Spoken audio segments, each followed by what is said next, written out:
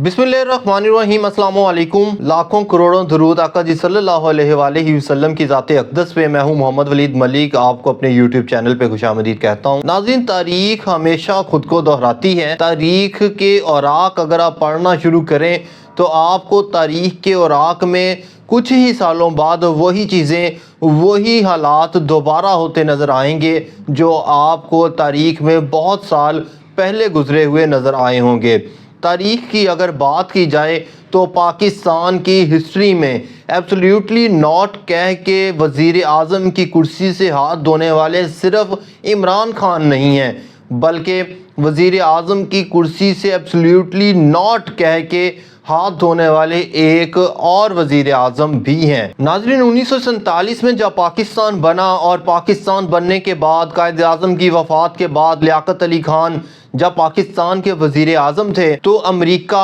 और रूस के दरमियान उस दौरान कशीदगी चल रही थी। उस जंगी हालात के दौरान अमेरिका की जानिब से इंडिया को दावतनामा रिसीव हुआ और इंडिया की तरफ से डेलीगेशन अमेरिका में मिलने के लिए गई तो पाकिस्तान ने इस चीज़ को बड़ा ही हसरत की निगाह से देखा कि पाकिस्तान को भी अमेरिका की जानिब से दावतनामा आना चाहिए था। लेकिन पाकिस्तान को अमेरिका की जानिब से तो दावतनामा ना आया। पाकिस्तान की कैबिनेट ने रशिया से किसी तरीके से रब्ता किया और रब्ता करने के बाद उन्हें इस चीज़ पे इंसिस्ट किया कि वो पाकिस्तान को दावतनामा भेजें ताकि पाकिस्तान के वज़ीर आज़म लियाकत अली खान रशिया के दौरे पर जाएं। कुछ ही दिनों बाद रशिया के दौरे के लिए दावतनामा पाकिस्तान को मौसूल हुआ और जिस तरह से इमरान खान साहब ने साइफर आवाम के दरमियान लहराया कि ये साइफर है, एक कागज़ को लहराया, इसी तरह वज़ीर आज़म लियाकत अली खान ने वो दावतनामा असम्बली में लहराया कि मुझे रूस की तरफ से दावतनामा आया है। बस फिर होना क्या था, जैसे ही रशिया की तरफ से पाकिस्तान को दावतनामा मौसूल हुआ, बिल्कुल उसी तरह जिस तरह वज़ीर आज़म इमरान खान रशिया गए थे तो अमेरिका को ये बात बहुत बुरी लगी थी, बिल्कुल उसी तरह लियाकत अली खान को जब रशिया की जानिब से दावतनामा आया तो ये भी अमेरिका को बहुत बुरा लगा। अमेरिका ने फौरी तौर पर, अमेरिकी सदर ने पाकिस्तान को दावतनामा भेजा और फौरी तौर पर अपना जहाज़ भी भेज दिया कि पाकिस्तान के वज़ीर आज़म को बाइज़्ज़त तरीके से लेके जहाँ तक आओ। पाकिस्तान के वज़ीर आज़म लियाकत अली खान ने शायद बेवकूफ़ी की और उस वक्त के अमरीकी सदर की दावत पे अमेरिका चले गए। अमेरिका गए तो अमरीकी सदर ने उनको ये पेशकश की कि हमारे और रशिया के दरमियान जंग चल रही है और हम आपसे गुजारिश करेंगे कि आप भी हमारा साथ दें और रशिया के ख़िलाफ़ इस जंग का हिस्सा बने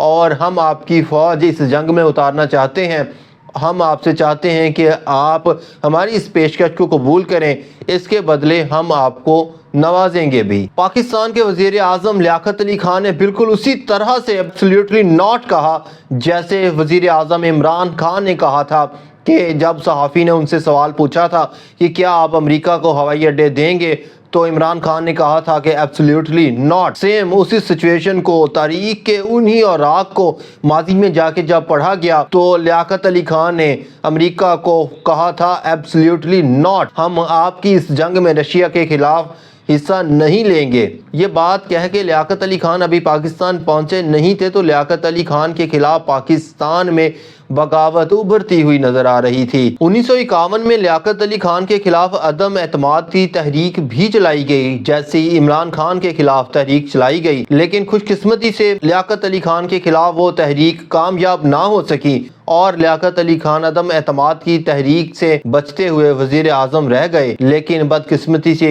अमेरिका ने अपना प्रोपेगेंडा जारी रखा और एब्सोल्युटली नॉट कहने का उनसे बदला फिर कंपनी पार्क रावलपिंडी में लिया जब लियाकत अली खान वहां पे मौजूद थे और लियाकत अली खान को गोली मार दी गई और उनकी शहादत की वजह से उस कंपनी पार्क का नाम बाद में तब्दील करके लियाकत बाग रखा गया। तारीख यहीं तक नहीं रुकी, तारीख ने फिर खुद को दोहराया और जुल्फ़िकार अली भुट्टो का वो बयान, जब जुल्फ़िकार अली भुट्टो ने कहा था कि अमेरिका मुझे सफ़ेद हाथी बनाना चाहता है, मैं अमेरिका का साथ नहीं दूंगा बल्कि मैं अपनी कौम के साथ वफादारी करूंगा, मैं यहाँ पे इस्लामिक बैंक भी बनवाऊंगा, मैं यहाँ पे अरब रियासतों के साथ मिलके पाकिस्तान को दुनिया की सुपर पावर बनाऊंगा। अमेरिका को जब ये बात बुरी लगी تو پھر ذوالفقار علی بھٹو کا وہ حال ہوا جو دنیا نے دیکھا اور تاریخ کے اوراق میں سیاہ حروف کے ساتھ لکھا گیا۔ ذوالفقار علی بھٹو کو ہمارے جوڈیشل سسٹم کو استعمال کرواتے ہوئے سپریم کورٹ کے تھرو ان کا جوڈیشل مرڈر ہوا۔ تاریخ نے پھر خود کو دہرایا اور ایبسلیوٹلی ناٹ کہنے کی سزا اب عمران خان کو مل رہی ہے، جس نے بھی امریکہ کو للکارا، جس مرد مجاہد نے امریکہ کے سامنے ایبسلیوٹلی ناٹ کہا تو اس کا مقدر ہمیشہ سے جیلیں، گولیاں یا پھانسی ہی رہی ہے۔ پاکستان کی تاریخ میں اب جو سلسلہ، جو کام کل کے فیصلے کے بعد شروع ہو گیا ہے وہ رکے گا نہیں۔ پاکستان کی تاریخ میں کل ایک ایسا بد تہذیب قسم کا فیصلہ آیا، ایک ایسا فیصلہ آیا جس نے خواتین کی عزت و آبرو کو نچوڑ کے رکھ دیا، جھنجھوڑ کے رکھ دیا۔ جب بشرا بی بی سے عدالت کے اندر کھڑے ہو کے ایسے سوالات پوچھے گئے جو پوچھنے والے کو بھی شرم نہ آئی اور اس عدالت کے عملے کو بھی شرم نہ آئی کہ ایک عورت سے اس کے خاص ایام کی تاریخیں پوچھی جاتی رہیں، اس عورت سے، اس کے سابقہ شوہر سے ہم بستری کی تاریخیں پوچھی جاتی رہیں، اس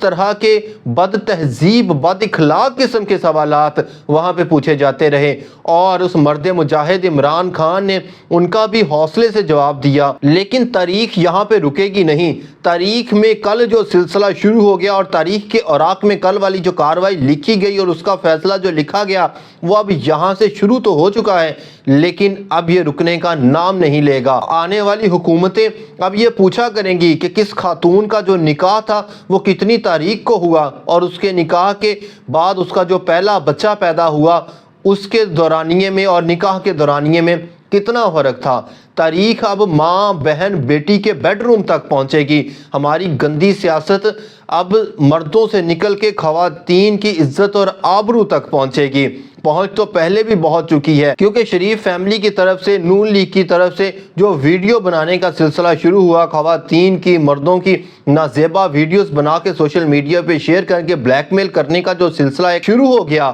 اور پھر اس کو اب ہمارے جوڈیشل سسٹم کا حصہ بنایا گیا۔ تاریخ نے پہلی دفعہ دیکھا کہ کسی کھوئے ہوئے نکاح کو غیر قانونی قرار دیا گیا۔ عمران خان کسی زنا کے پرچے میں نہیں پکڑا گیا تھا، عمران خان نکاح کے پرچے میں پکڑا گیا تھا۔ اس کے اوپر نکاح کرنے کا جرم بنایا گیا کہ اس نے نکاح کیوں کیا، اس نے سنت نبوی کو کیوں اپنایا۔ اس چیز کا جرم بناتے ہوئے عمران خان کو سزا دی گئی، جرمانہ کیا گیا۔ اور جن لوگوں نے یہ کروایا، جو لاڈلا لندن سے لندن پلاننگ کر کے پاکستان آیا تھا، اس کے اپنے ہی امیدوار لوگوں کے منہ پہ تھپڑ مارتے پھرتے ہیں۔ آج شیخ روہیل اصغر نے اپنے حلقے میں جب وہ ووٹ مانگنے کے لیے، الیکشن کمپین کے لیے نکلے تو ان کے ہی محلے میں ایک شخص نے پوچھا کہ یہاں پانی کا مسئلہ ہے، یہ تو ابھی تک حل ہو نہ سکا اور آپ دوبارہ سے ووٹ مانگنے کے لیے آ گئے، تو شیخ روہیل اصغر بہت ہائپر ہو گئے اور اس کو مارنا شروع کر دیا۔ یہ سلسلہ بھی اب نون لیگ کی جانب سے شروع ہو گیا ہے، کیونکہ یہ لوگ اس چیز کا فائدہ لے رہے ہیں کہ ساڈی گل ہو گئی ہے، ہمارا لندن جو پلان ہے اس کے اوپر زبردستی عمل درآمد کروایا جا رہا ہے، ہمارے مخالفین کو جیلوں میں بند کر دیا گیا ہے، اب ہماری حکومت آنے سے کوئی نہیں روک سکتا۔ اس چیز کا ناجائز فائدہ اٹھاتے ہوئے جو ان سے سوال کرتا ہے اس کو جواب نہیں دیا جاتا، اس کے منہ پہ تھپڑ رسید کر دیا جاتا ہے۔ نون لیگ کی جانب سے جب عوامی پذیرائی نہیں مل رہی تو انہوں نے ایک پلاننگ کی ہوئی تھی، اس پلاننگ کے تحت تحریک انصاف کے مد مقابل اپنے آزاد امیدوار کھڑے کیے ہوئے ہیں، جو مختلف علاقوں میں عمران خان کی تصویریں افزا کر کے خود کو تحریک انصاف کا امیدوار ڈکلیئر کرتے ہیں، جس چیز کا حل تو عمران خان نے بہت دیر پہلے ہی نکال لیا تھا اور اپنی ویب سائٹس پہ اور عمران خان کے سوشل میڈیا پیج پہ اس کی تشہیر کر دی گئی تھی۔ لیکن دوسری جانب نون لیگ کی جانب سے بھی جو امیدوار آزاد کھڑے کیے گئے ہیں ان کو عوام کی جانب سے جوتے پڑنا شروع ہو گئے ہیں۔ گڑی شاہو والے حلقے کے اندر ایک امیدوار جو کہ خود کو تحریک انصاف کا بتاتا تھا،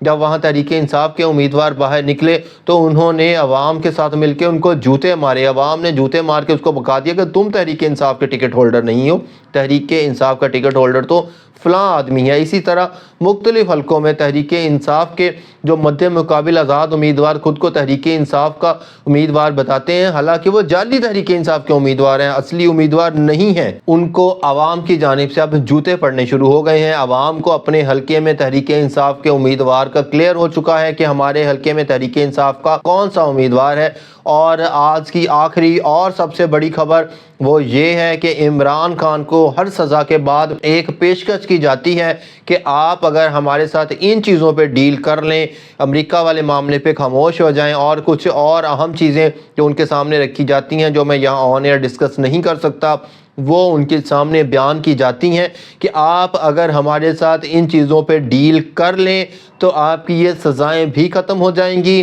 آپ کے لیے آسانیاں بھی ہو جائیں گی، تحریک انصاف کو بحال بھی کر دیا جائے گا، اور آپ کو اگلے وزیر اعظم کے لیے بھی منتخب کیا جا سکتا ہے۔ لیکن عمران خان نے اس چیز پہ مکمل طور پر انکار کر دیا ہے۔ 5 لوگ عمران خان کو ملے ہیں اور ایک سے زیادہ دفعہ ملے ہیں، اور عمران خان کو مجبور کیا جا رہا ہے، سنگین نتائج کی دھمکیاں دی جا رہی ہیں کہ ابھی تو آپ کو صرف 3 کیسز میں سزا ہوئی ہے، ابھی آپ کو 190 ملین پاؤنڈ والے کیس میں سزا دے سکتے ہیں، ابھی ہم آپ کو 9 مئی والے واقعے میں ٹوٹل قصوروار ہی آپ کو ٹھہرا سکتے ہیں، پوری قیادت کو ٹھہرا سکتے ہیں کہ آپ کی پوری قیادت نے 9 مئی والا واقعہ کروایا، سرکاری تنصیبات پہ حملہ کروایا۔ اس چیز کی رپورٹ بھی دی جا چکی ہے، لیکن ان کو پیشکش کی جا رہی ہے کہ اگر آپ ہمارے ساتھ تعاون کرتے ہیں تو ہم بھی آپ کے ساتھ تعاون کریں گے، اور آپ کی پچھلی سزائیں بھی ختم ہوں گی، اور آگے بھی آپ کے لیے میدان صاف کر کے دیا جائے گا۔ لیکن عمران خان ڈٹ گئے ہیں،